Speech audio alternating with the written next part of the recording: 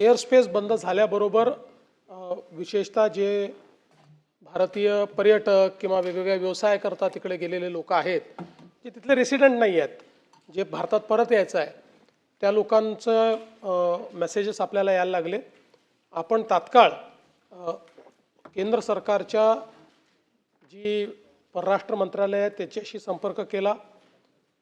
त्यांनी एम्बसीला सगळीकडे ॲक्टिवेट केलं, सगळ्यांना एम्बसीशी संपर्क साधायला सांगितला.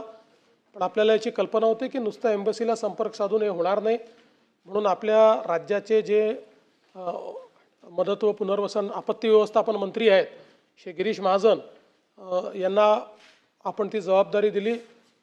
आपण एक व्हॉट्सॲपचा नंबर सगळ्यांना दिलेला आहे. त्या व्हॉट्सॲपच्या नंबरवर लोक संपर्क करत आहेत. त्यांच्या ज्या तिथल्या अडचणी आहेत त्या आपण दूर करण्याचा प्रयत्न करतो आणि त्यांना परत आणण्याच्या दृष्टीने देखील सगळे प्रयत्न आपण हे सुरू केलेले आहेत.